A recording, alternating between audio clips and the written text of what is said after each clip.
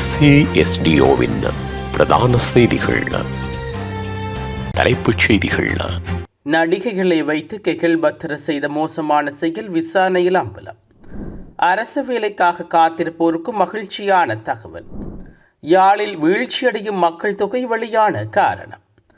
கிளிநொச்சியில் போலீசார் மீது கடும் தாக்குதல், பெண்கள் உட்பட 10 தமிழர்கள் கைது. ட்ரம்பால் அச்சத்துள்ள ஆப்பிரிக்க நாடு ராணுவத்திற்கு விடுவிக்கப்பட்டுள்ள உத்தரவு. தொடர்பன விரிவான செய்திகள். தாயக செய்திகள். குற்றச்செயல் கும்பலின் தலைவர் மந்தினு பத்மஸ்ரீ என அழைக்கப்படும் கெகில் பத்ர பத்மே கருப்பு பணத்தை வெள்ளையாக்க பிரபல நடிகைகளை பயன்படுத்தியமை குறித்து குற்றப்புலனாய்வு திணைக்களம் விசாரணைகளை ஆரம்பித்துள்ளது. குறித்த நடிகைகளுக்கு கெகில் பத்ர பத்மே பெருந்தொகையான பணம் கொடுத்தாரா என்பது குறித்து ஆராயப்பட்டு வருகிறது. கருப்பு பணத்தை பல்வேறு முதலீடுகளில் குறித்த நடிகைகள் பயன்படுத்தியதாக வெளியான குற்றச்சாட்டுகள் தொடர்பில் விசாரணைகள் தீவிரப்படுத்தப்பட்டுள்ளன. மேலும் துபாயில் கெகில் பத்ர பத்மையுடன் புகைப்படம் எடுத்த பியூமி கன்சமாலி மற்றும் ஸ்ரீமாலி பொன்சேகா உட்பட 6 பிரபல நடிகைகளில் 5 பேரிடம் வாக்குமூலம் பதிவு செய்யப்பட்டுள்ளது.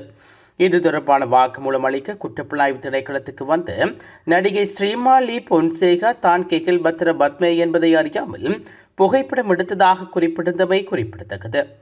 அண்மையில் இந்தோனேஷியாவில் பதுங்கியிருந்த நிலையில் கெகில் பத்ர பத்மே தலைமையிலான குற்றக்குழு கும்பல் கைது செய்யப்பட்டு நாட்டுக்கு அழைத்து வரப்பட்டார்கள். அவரிடம் மேற்கொள்ளப்பட்டு வரும் விசாரணைகளில் பல்வேறு ரகசியங்கள் வெளியாகி வருகின்றன. அதன் அடிப்படையாக கொண்டு பல்வேறு தரப்பினர் கைது செய்யப்பட உள்ளதாக தகவல்கள் வெளியாகியுள்ளன. அரசு வேலைக்காக 60,000 ஊழியர்களை ஆட்சேபம் செய்ய எதிர்பார்த்துள்ளதாக பொது நிர்வாக, மாகாண சபைகள் மற்றும் உள்ளூராட்சி அமைச்சர் சந்தன அபேரத்ன தெரிவித்துள்ளார். இந்த ஆட்சேபுக்கு தேவையான நடவடிக்கைகள் எடுக்கப்பட்டு வருவதாகவும் அவர் கூறியுள்ளார். அவர் மேலும் தெரிவிக்கையில், முதல் கட்டமாக நாடு தழுவிய சேவைகளுக்கான பணியாளர்களையும் ஆட்சேபம் செய்யும் பணிகள் ஏற்கனவே தொடங்கப்பட்டுள்ளன. பொது சேவைகளுக்கான ஆட்சேப முறையான நடைமுறைகளின்படியும் மேற்கொள்ளப்படும் எனவும் அவர் சுட்டிக்காட்டியுள்ளார். இலங்கையில் நடத்தப்பட்ட சனத்தொகை கணக்கெடுப்பு தொடர்பில் 15வது கணக்கெடுப்பின்படியும் இலங்கையில் மொத்த மக்கள் தொகை 2,17,63,170 பேர் என்று மதிப்பிடப்பட்டுள்ளது. 2012ஆம் ஆண்டில் சனத்தொகை மற்றும் வீட்டு வசதி கணக்கெடுப்பில் பதிவான மொத்த மக்கள் தொகையை விட இந்த முறை மக்கள் தொகை 14,03,731 பேராக பதிவாகியுள்ளது. எனினும் யாழ்ப்பாணத்தில் மக்கள் தொகை வீழ்ச்சியை பதிவு செய்துள்ளது. 2012ஆம் ஆண்டில், அதாவது 98.9% இருந்த இலங்கை தமிழர்கள் 2024ஆம் ஆண்டில் 98.6% குறைவடைந்துள்ளது. ஆனால் யாழில் உள்ள சிங்களவர்களை எடுத்துக்கொண்டால் யாழ்ப்பாணத்தில் 2012ஆம் ஆண்டில் 0.4% இருந்த சிங்கள மக்கள் தொகை 2024ஆம் ஆண்டில் 0.6% அதிகரித்துள்ளது. அதேவேளை குறிப்பாக கொழும்பில் இலங்கை தமிழர்கள் 0.2% அதிகரித்துள்ளார்கள். இந்நிலையில் இந்த சனத்தொகை மாற்றத்திற்கு முக்கியமான காரணமாக இடப்பெயர்வு மாற்றங்கள் தான் என சிரேஷ்ட ஊடகவியலாளர் கஜமுகன் தெரிவித்துள்ளார். கிளிநொச்சியில் சட்டவிரோத மதுபானம் தொடர்பில் சோதனை நடத்த சென்ற போலீஸ் சிறப்பு அதிரடிப்படையினர் அதிகாரிகள் மீது தாக்குதல் மேற்கொள்ளப்பட்டுள்ளது. இந்த குற்றச்சாட்டின் கீழ் 5 ஆண்கள் மற்றும் 5 பெண்கள் என சந்தேக நபர்கள் கைது செய்யப்பட்டுள்ளார்கள்.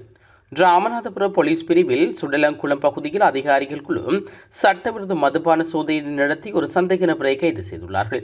இதன்போது இரும்பு கம்பிகள் மற்றும் தடிகளை கொண்ட குழு அதிகாரிகள் மீது தாக்குதல் நடத்தி சந்தேக நபரை விடுவித்து சம்பவ இடத்திலிருந்து தப்பிச் சென்றுள்ளது. இதற்கமைய ராமநாதபுரம் போலீஸ் நிலைய அதிகாரிகள் குழு அதிகாரிகளை தாக்கியதற்காக இந்த குழுவை கைது செய்துள்ளார்கள்.